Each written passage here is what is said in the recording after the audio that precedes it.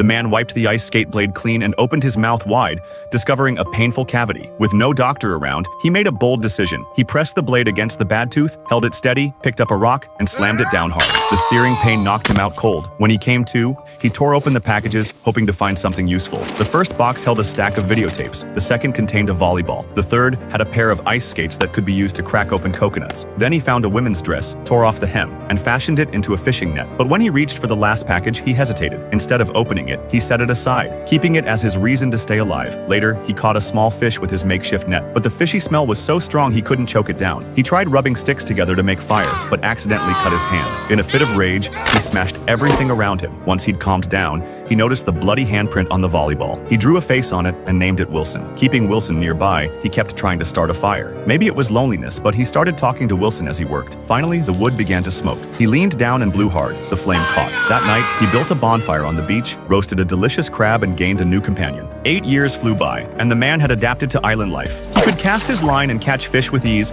but the loneliness was still unbearable. One day, he spotted a metal panel floating in the ocean. Watching it shift in the wind, he decided to build a raft and use it as a sail. He started chopping down trees, collecting bark to dry in the sun, then twisting it into rope. He even tore apart the videotapes for cordage, but still didn't have enough. He looked at Wilson. He couldn't bring himself to turn his only friend into rope. In desperation, he climbed to the top of the cliff and untied the noose he'd once planned to use to end his life. Instead, he decided to set sail. He dressed Wilson, carved a message into the rock wall, and strapped Wilson to the bow of the raft. He also brought along that package he'd never opened. The man officially set off, facing the waves without fear, even encouraging Wilson to weather the storm with him. When the waves came crashing down, he quickly untied the ropes and raised the sail. The raft survived the storm. When it rained, he caught water in coconut shells and proudly showed Wilson the fish he'd caught. But that night, another storm hit and ripped away the sail. The man clutched Wilson tight. The raft drifted aimlessly. When he woke up, Wilson had been swept into the sea. He immediately dove in and swam after him. But the farther he swam toward Wilson, the farther he got from the raft. In despair, he returned to the raft, threw away the paddle, and collapsed. He'd lost Wilson and his will to live. But just then, a ship appeared on the horizon. He raised both arms with every ounce of strength he had left. He was finally rescued.